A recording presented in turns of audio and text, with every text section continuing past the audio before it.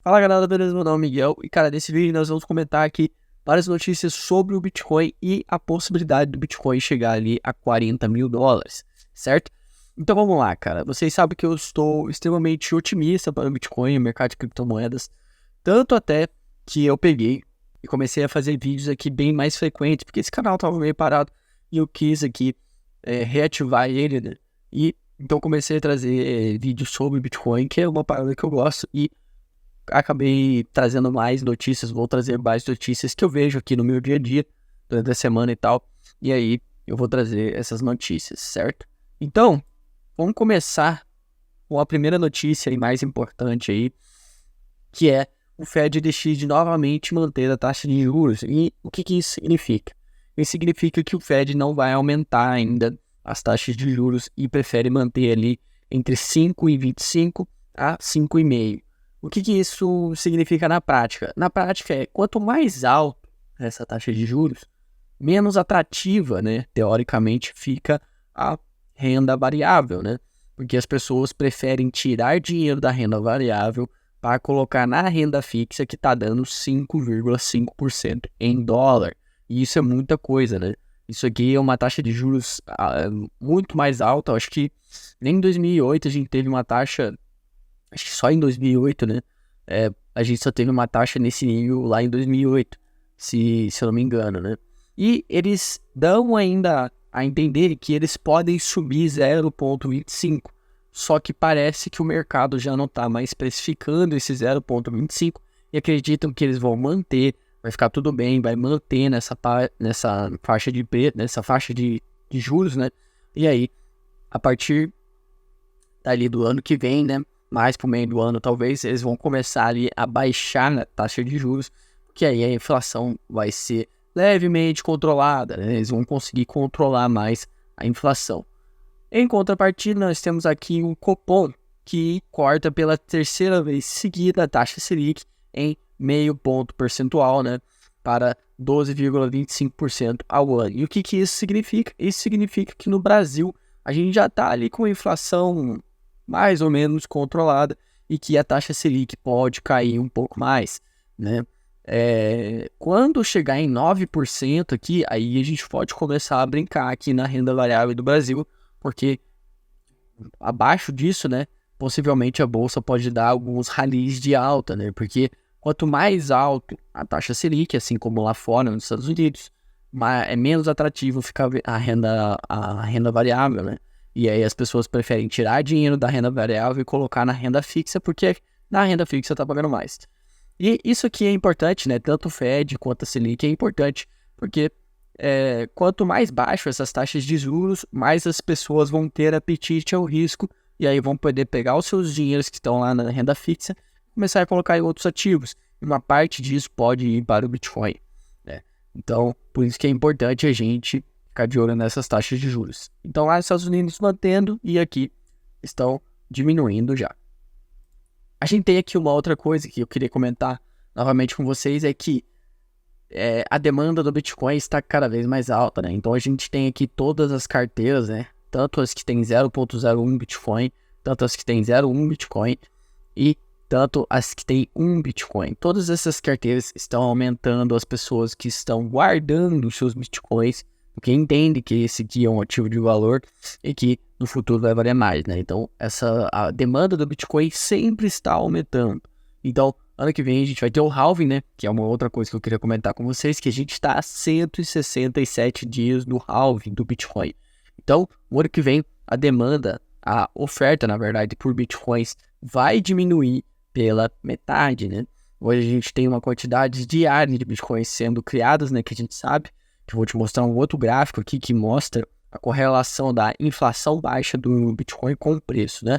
Mas, como ano que vem a gente vai ter ali o Bitcoin vai cortar a produção dos Bitcoins pela metade, né? Que hoje é de 6 Bitcoins por bloco, né? Simplificando, cada vez que um minerador acha um bloco de Bitcoin, vamos dizer assim, toda vez que um minerador descobre ali um bloco, ele ganha 6 Bitcoins. Ano que vem vai passar a ser 3 Bitcoins. E quando a oferta quando a oferta diminui e a demanda aumenta, como a gente pode ver nesse gráfico aqui, né, que a demanda por Bitcoin sempre está aumentando, faz com que o preço suba, né? Então, historicamente, a gente pode esperar aí o Bitcoin subir, né? Já pro ano que vem, já. Outra coisa que eu queria comentar com vocês é aqui agora na análise gráfica, e lembrando que eu estou começando na análise gráfica, certo? Então, se eu falar alguma coisa de errado aqui, comente aqui embaixo, para que eu possa fixar o seu comentário, e aí eu melhorar os meus vídeos aqui, né? Então, a gente tá aqui na análise gráfica, eu tracei aqui uns possíveis acontecimentos, né? Eu tô sempre estudando aí para ver se eu consigo descobrir aí possíveis fundos e topos e tal, né? A gente tá aqui em uma tendência de alta anual, pelo menos, né? E que a gente chegou a 50% do topo, certo? Então a gente bateu aqui mais ou menos 70 mil dólares, né? Mais ou menos, quase 70 mil dólares. E aí depois a gente foi para os 15 mil dólares, mais ou menos. E agora a gente tá no meio do caminho, dos 70 mil dólares, certo? Bem no meio do caminho. Então o que acontece? A gente tem que criar uma casca nos 35 mil dólares para que a gente não caia e continue caindo, certo? Por quê? Porque se a gente criar uma casca nos 35 mil dólares, a gente pode criar aqui uma forte resistência, um forte suporte em 35 mil dólares, e aí a gente pode no futuro subir para 40 mil dólares, e aí quando ele voltar, der uma recuada para os 35, testar essa resistência, a gente não cair mais, entendeu? Então seria interessante que a gente fizesse esse movimento que eu desenhei aqui para vocês, que é o movimento que aconteceu aqui embaixo, né?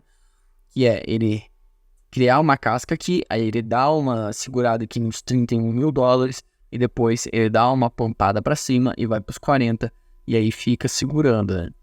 Fica segurando nessa faixa de preço.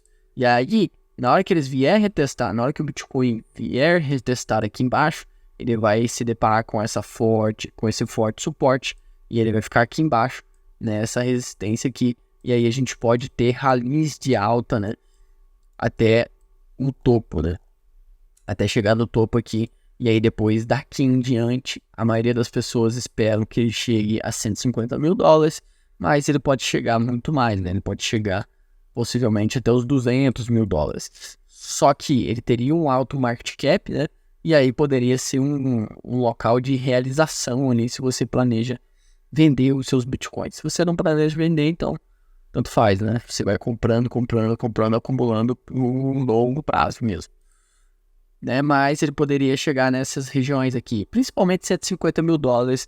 Acredito que é um preço que muita gente está falando, né? Que é o possível alvo do Bitcoin para o próximo ciclo de alta. Depois disso, a gente teria uma altcoin season, né? O que é altcoin season? É quando o Bitcoin sobe pra caramba. Eu vou desenhar aqui o gráfico pra vocês entenderem. Aí ele subiu, aí ele fez um topo, né? E aí quando ele começa a cair, ele não cai de uma vez, né? Ele não cai no desespero total, né? Ele vai caindo aos poucos. E nessas ocasiões, o que acontece? A galera tira o dinheiro do Bitcoin e começa a colocar em altcoins que ainda estão descontados ou que podem subir bastante ainda. E aí a gente tem a altcoin season, que é quando literalmente os milionários aparecem, né? Aquela galera começa a ficar milionária com Dogecoin, com Shiba Inu e tudo mais, porque muito capital vai para as altcoins, né?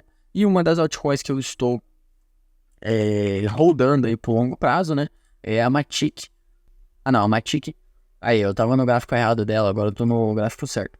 Eu tô com um preço-alvo na Matic de 6,69, certo?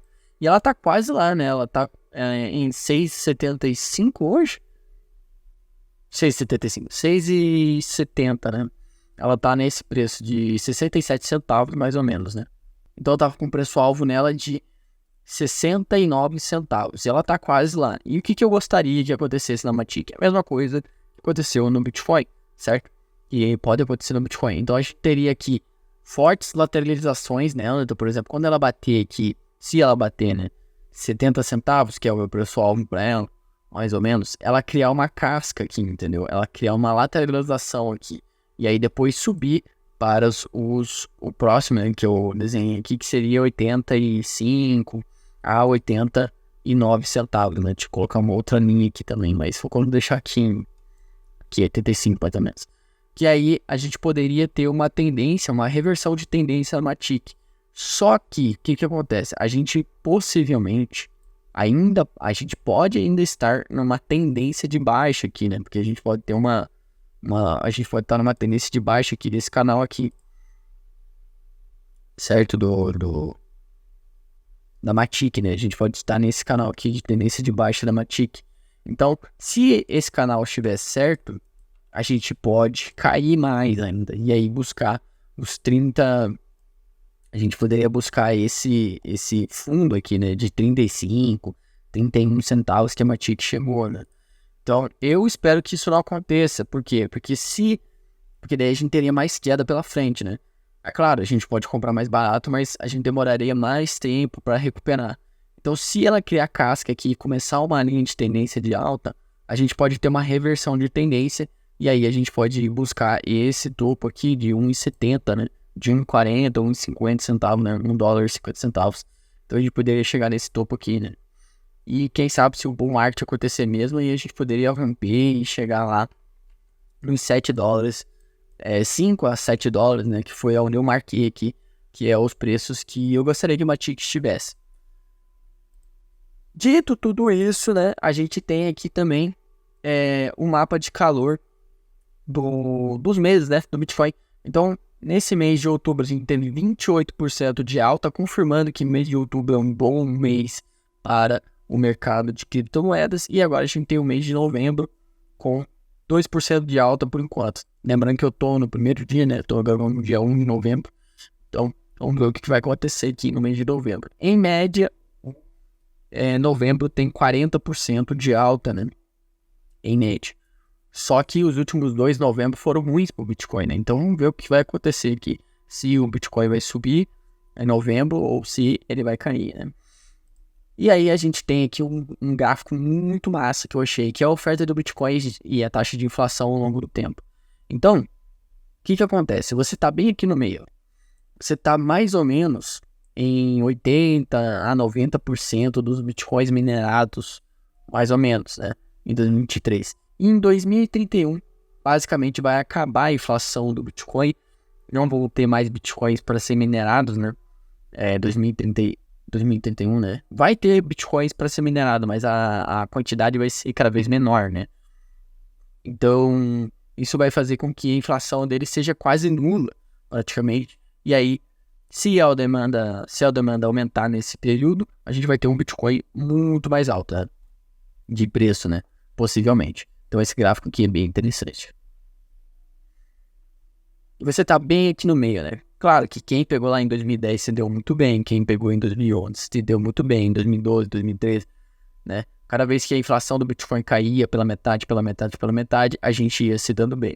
E em 2025, 2026, a gente vai ver aí, possivelmente, o maior bull market de todos. E é isso que eu tô contando, né? É essa minha expectativa, que é para 2024, 2025 e 2026. Eu espero que você tenha gostado do vídeo. Não esqueça de deixar o seu comentário aqui embaixo e até o próximo vídeo.